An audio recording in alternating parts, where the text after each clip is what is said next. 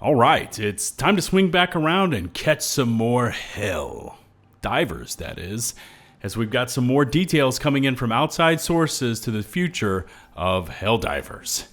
Welcome to the channel. This is LtBuzzLitebeer, and that Escalation of Freedom trailer dropped a few days ago, and it certainly gave us divers a reason to be pumped for the future of this franchise, but not everything was made clear in that reveal, because there's another major feature that is going to be added that we need to check out. We've also got more bot variants, some community insanity coming to us from Reddit, and then it's time to talk about diver rage, which we've all experienced.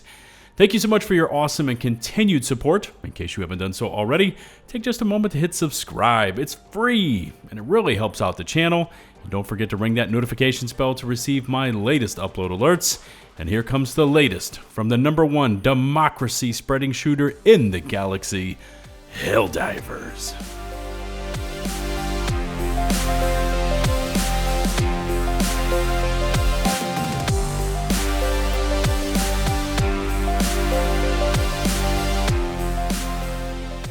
Okay, the poor Superstore. Man, I hope this thing gets an overhaul in the near future, but anyways. Today, you've got the CE-81 Juggernaut medium body armor with engineering kit for reduced recoil and +2 throwables, like knives or grenades. You've also got the CE-81 Juggernaut helmet, the FS-34 Kylo Ren Exterminator helmet, and the FS-34 Exterminator medium body armor with fortified for reduced recoil and 50% resistance to explosive damage. I'm hopeful we can get some sort of shader system and economy built into the game, some weekly cosmetic challenges, to earn these specialty capes or helmets, and of course we need more armor sets because this whole store concept is in dire need of a complete makeover. Of course, the major order rages on over in Bugsville, and as of the time of this video, we divers are doing actually pretty well. The timer shows roughly 48 hours to go, and the total bug kill count is just a shade over 700 million, and of course, we need a billion before the end of the order. So, get in a few bug missions and spill some E710. I mean, it's for a good cause, and of course, those 50 medals at order completion can't hurt. Now, today's daily or personal order is one you're going to gladly complete because it's versus the #1 most hated bug, the Hunters. Kill 25 of these for 15 medals, and there are no stratagems or weapon restrictions, so just get to it. There's also a free stratagem to use right now, and although I didn't record it, it's the Airburst Launcher, aka the Party Popper. Yeah, it's available to use, and this thing is really well suited to killing chaff, like hunters and divers alike. But seriously, be careful using this thing, and that's all I'm going to say on this matter. It looks like Game Master Joel is pulling the old curveball on the Helldivers because there's a new dispatch as the Automatons have somehow made a miraculous recovery and are again on the offensive. Quote, "The Automatons are rapidly repairing their logistics and communications infrastructure following the fracturing of their domain by the Helldivers. Their defenses will soon begin recovering." I would just scratch soon because they've already recovered. But as we take a look at the Helldivers companion app, and by the way, link is always available in all of my Helldivers video descriptions, we can see that Copesa 4, again, I'm probably butchering that name, a planet we've liberated in the last major order, is now under full-scale attack by the bots. And we're taking a real pounding with this one. Now, our diver forces are spread super thin, it's midweek, etc., and we're simply overwhelmed trying to defend it. How the bots got reorganized and all of their FTL supply lines sorted out this damn quickly. I mean, they're taking back planets after what I thought was a pretty decisive drubbing we put down on them in the last major order. I mean, this is all difficult to imagine, but yeah, here we are.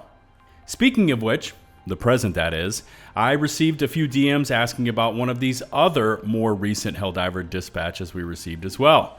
A cybersecurity software update has caused an unexpected outage for all destroyer surveillance systems. All personnel are ordered to manually record their own behavior until services are restored. Instructions to service technicians. This is the troll part.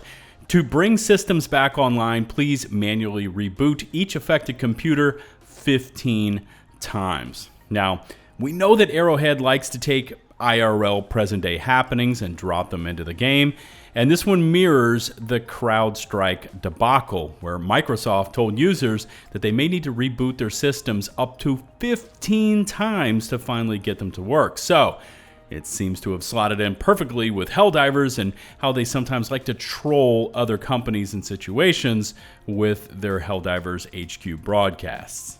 Escalation of Freedom is bringing in quite a few changes to the live game, and I covered most of them in my last Helldivers upload, and again expect that new content to drop on August the 6th. But one new enemy variant I missed in that recap was right at the end of the trailer, and the devs did not mention it at all. And off the top of my head, I forgot the name of this bot variant. Maybe it's the Marauder, but you know, we see here the bots with these jump packs that normally explode right next to you and catch you on fire, which is an insta-kill unless you could dive on the ground. But these are leaping in with what looks like a massive heavy machine gun attached to their arm. Now, if these things can still fly, which we see here in the video, they definitely can, and they still may be able to detonate next to targets, and they're going to have a massive machine gun now on their arms as well. Yeah, I see these things becoming the bot versions of the Stalkers, which means they're going to become super nasty to deal with.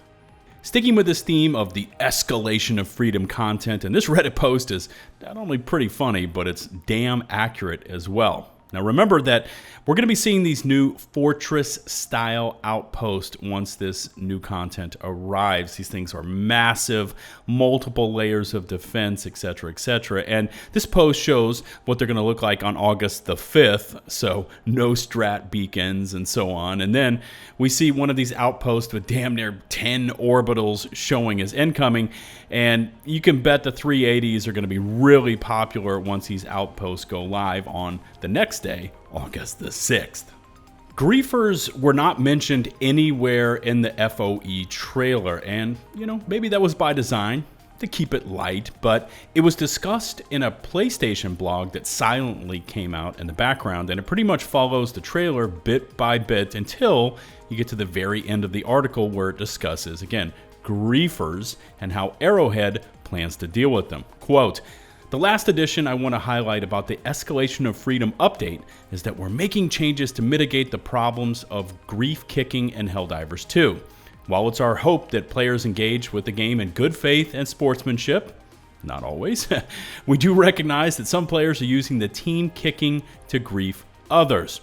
To help improve this, we have implemented a system where if a player is kicked, they will spawn into a new session as the host with all of the team's loot from their previous session. All items can now be picked up by the player before extraction. The squad doing the kicking will see a message in the chat widget that a player has been kicked, yet their loot remains unchanged. With these changes, all players have the opportunity to leave with all loot collected on a mission with no one Helldiver losing out. We're committed to making changes that will improve the player experience and encourage healthy, cooperative gameplay." Okay, we've had a pretty interesting discussion about this very topic over in my Discord server because there is the potential for abuse. Now, hear me out. If a player, a clan, whatever, were to run the map, grab as many samples as they could find, they could then invite a friend to their squad and then kick them. If the system works the way it is described, that now kicked squad member would drop into their own session full of the samples the OG member had already collected, and all this freshly kicked player needs to do is extract them, which I understand is never fully guaranteed. Now, because I didn't want to be talking out of my ass, we actually tested this friend kicking friend thing this morning. And as a party leader, I was easily able to kick another person on my friends list and then invite them back. So clearly, the way the game currently works, there's no safety mechanism for friends kicking friends. It's only somebody kicking a rando. But if, and I understand this is a bit of an outlier here, sample speed running in a PvE game, but again, if the team at Arrowhead has some sort of new triggering effect when friends kick friends, this system might work out a lot better. Like a friend cannot kick a friend at all function, or Maybe a lockout that disables only once you've made it back to your ship. Also, and we were discussing the matter this morning, how are they going to monitor third-party invites? So when another player is not on your in-game Helldivers friends list. For instance, I can log into Steam right now and invite someone to dive with me that is not an in-game friend. PlayStation has the same system as well.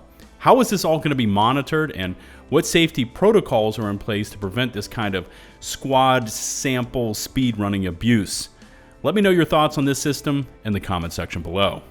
Okay, let's talk diver rage, because we've all seen it in action. Maybe even sometimes we are the ones raging.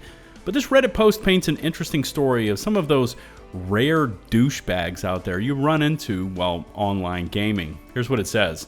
Was with randoms, just doing everything on a bug mission, collecting samples on Helldive difficulty. We split up in 2 groups of 2, smart choice there. Host kept dying and raging on the other side of the map, and they're done that.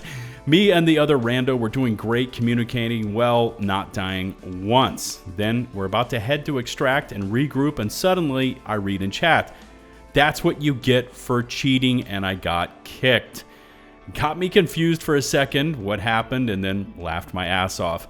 I take this as a massive compliment. It doesn't bother me at all because I'm level 150 and maxed out anyways, but this kick is probably the best feeling I've gotten from some rando. I don't know how much of a good feeling this would be, but I mean, we've all seen this kind of player, right? I've joined random lobbies and some random rager is screaming because he or she put themselves into a stupid situation, and of course they just die immediately, only to get on mic and blame the entire squad, but never blame themselves. If you clap back at them, you're kicked. If you try to offer advice, you're kicked. If you tell them they're playing like a dumbass, it's an immediate block, and then you're kicked. So, yeah, you laugh it off and move on because there's really nothing else to be done. Remember to hit subscribe and ring that notification bell to receive my upload alerts. All my socials can be found in the video description. A massive shout out to the now over 235,000 of you legends from across the planet who have taken the plunge and tune in to support me and my channel. Until the next one, this is LtBuzzLitebeer signing off.